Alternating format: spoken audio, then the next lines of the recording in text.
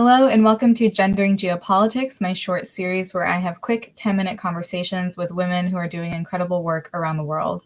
My name is Emily Prey and I'm a senior analyst at the New Lines Institute in Washington, D.C.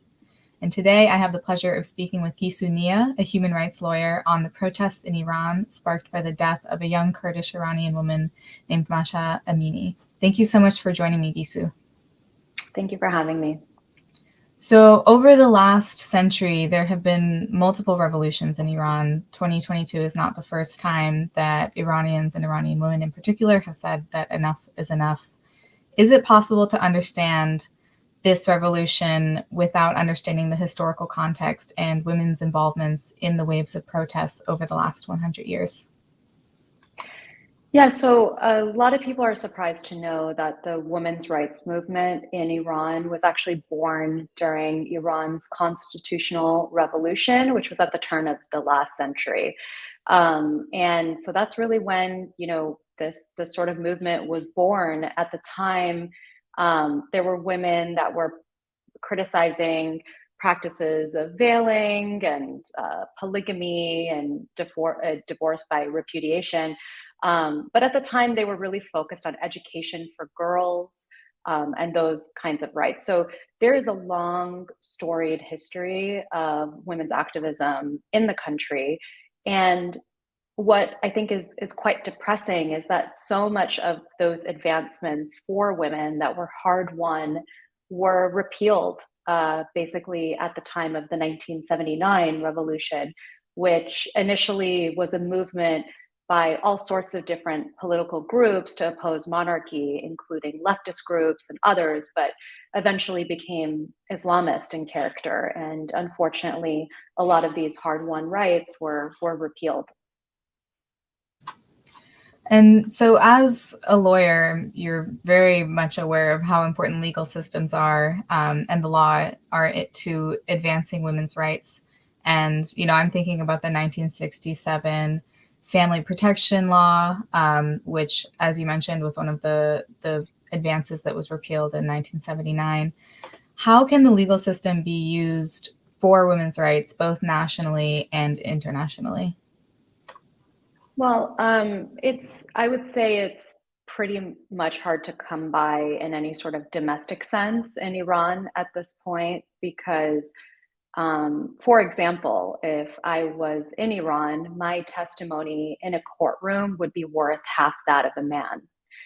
There are also no women judges. So women were allowed to serve as judges prior to 1979, and now they're not. So if that gives any indication of where the legal system is at in terms of where women are placed in that system, I think that's quite helpful. There's obviously been creative approaches that domestic advocates, human rights advocates advocating for women and lawyers that are trying to think through creatively within these restrictions have tried to do.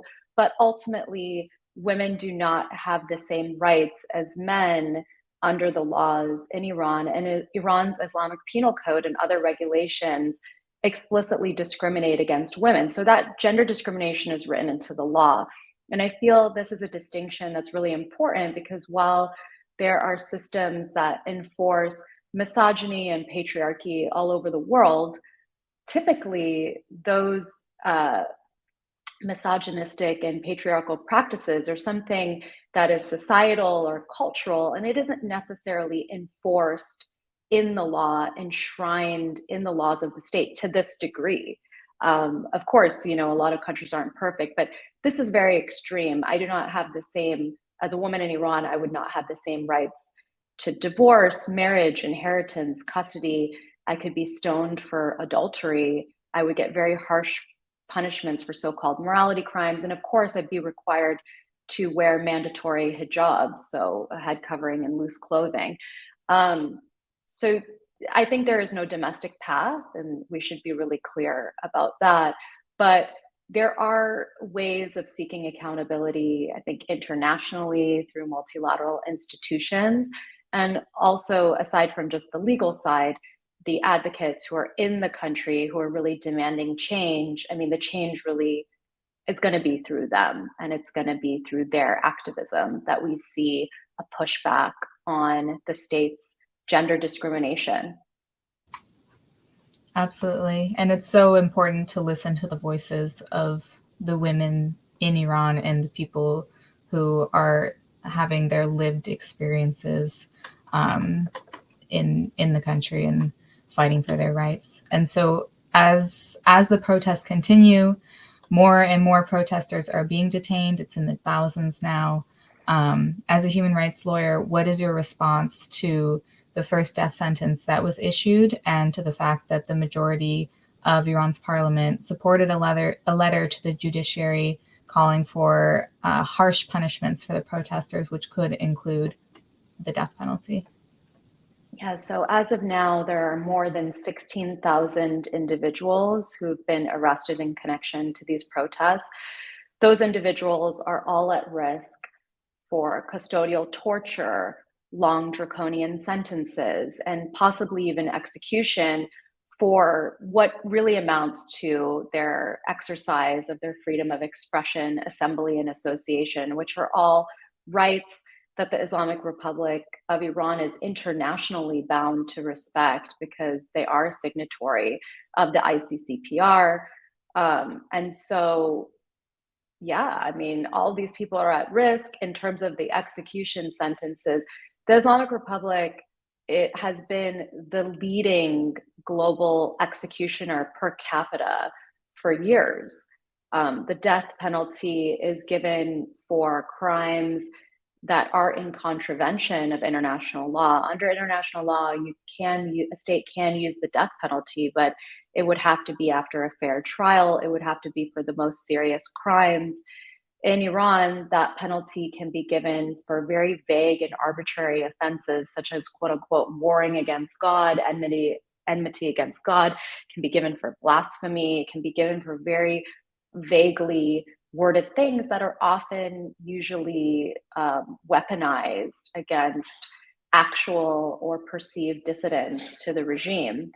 But what is really clear that the protesters who are still coming to the streets, despite these very heavy sentences, are calling for an end to the Islamic Republic.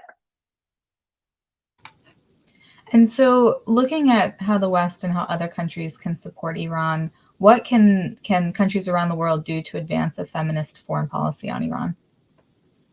One of the biggest things that advocates have been asking for is for countries to reorient their foreign policy to not accept the eventuality of the Islamic Republic.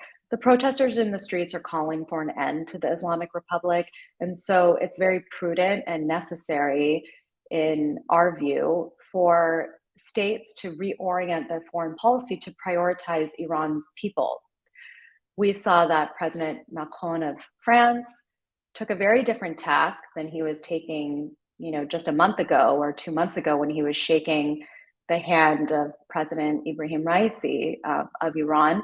And instead, he was welcoming strong women's rights activists on Iran for a meeting and taking photos with them and holding their hand and essentially saying that he thinks Iran is undergoing a revolution. So we see shifts with some of these global leaders, but that's incredibly important to be taking meetings with Iranian women activists. And to be clear, this revolution is not only about women, of course, there are the men marching side by side with the women and really calling for a change in their circumstances. So I think that's critically important just on the state level and the foreign policy level. But then there are other things that I'm personally working on, which involve multilateral institutions like the United Nations, calling, for example, for the Islamic Republic to be kicked off the UN Commission on the Status of Women, which is supposed to be the top global body dealing with empowering women. It is outrageous that the Islamic Republic is in a leadership role on that body and is trying to shape the norms that affect women from the inside by saying that women should only be in the home and that the women's proper place is in the domestic sphere. I think that's outrageous. And apparently a lot of women global leaders feel the same because they've signed on to a public call to remove the IRI immediately from the CSW. Also, this upcoming Thursday in Geneva, there will be a special session of the UN Human Rights Council to discuss the ongoing protests in Iran and the violence of the state on those protesters and the different violations that are happening. And our hope for the outcome of that session is that there will be a body that is established and voted on by the HRC member states that can collect, preserve, and analyze evidence of the violations that the state is committing and has committed over the past few months. So those are just the basic things that the international community can do and that they should be doing with immediate effect. And there's a whole bunch more, including if mid to lower level perpetrators are leaving Iran, that war crimes units in Europe and North America take seriously the possibilities for universal jurisdiction and to bring criminal prosecutions for crimes against humanity, torture, and so on. But these are the things that the civil society organizations on Iran and Iranians inside Iran are asking for. Well, thank you so much, Gissou, for your time and for all of your work that you're doing on this issue. It sounds like, we definitely need more people like you helping to spearhead this. And thank you for coming on Gendering Geopolitics and sharing your thoughts. Thank you for having me, Emily.